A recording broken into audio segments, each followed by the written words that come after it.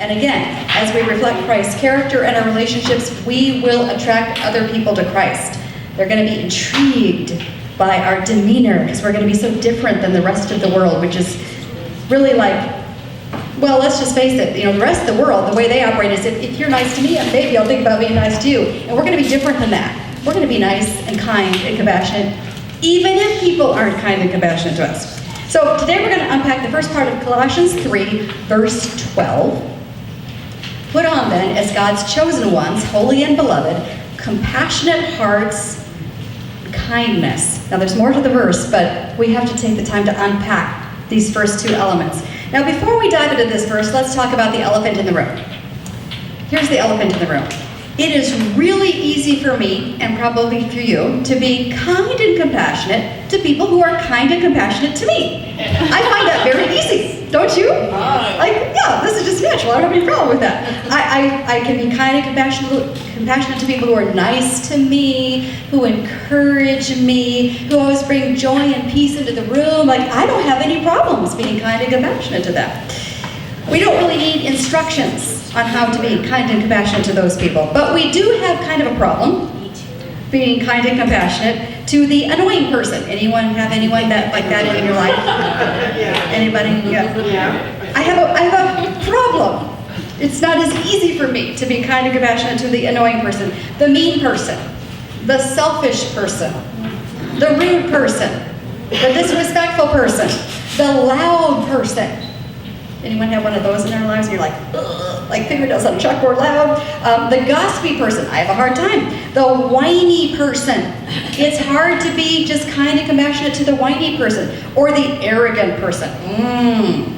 Hard to be kind and compassionate. Or the addicted person, or the smelly person, or the dysfunctional person, or the deceitful person, or the physically marred person, or the lazy person, or the misguided person. It's really hard. Am I the only one? It's hard to be kind and compassionate. But these are exactly the people that Jesus came to die for.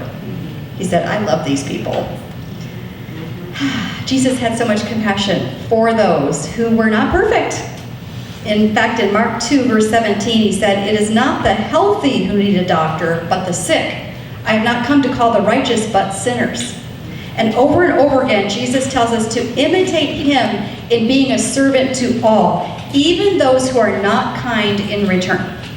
Listen to Luke 6, starting with 32. If you love those who love you, what credit is that to you? Even sinners love those who love them. And if you do good to those who are good to you, what credit is that to you? Even sinners do that. And if you lend to those from whom you expect repayment, what credit is that to you? Even sinners lend to sinners, expecting to be repaid in full. But love your enemies. This is not anyone's favorite verse. Is it anyone's favorite verse? Love your enemies. Do good to them and lend to them without expecting to get anything back. Then your reward will be great, and you will be children of the Most High, because he is kind to the ungrateful and wicked. Be merciful as your Father is merciful. Whew. That is a challenging bit of scripture right there, isn't that? So think for a moment. Who is that relative? Let's just narrow it down to relatives right now. Who is that relative who's especially difficult? Does everyone have a face that just pops into your mind? Who's that relative who's especially difficult, especially challenging? Who's that church person? Because yes, even church people can be annoying or gossipy or whatever. Who's that church person who's especially challenging? And God is saying today, I want you to love that person. I want you to love that person. I want you to be kind to that person. I want you to be compassionate to that very person. And why is God calling us to be kind and compassionate? Because your life is an advertisement for God. The way you live your life is an advertisement for God. Have you ever thought about it that way? We are like walking billboards. And as we reflect Christ, people are intrigued and drawn in. But when we are mean to people who are mean, and we flip off the driver who flipped off us, because, well, he did it first. We're not really much of an advertisement for God, right? Thank you. So think about the way you're living your life. It is an advertisement for God.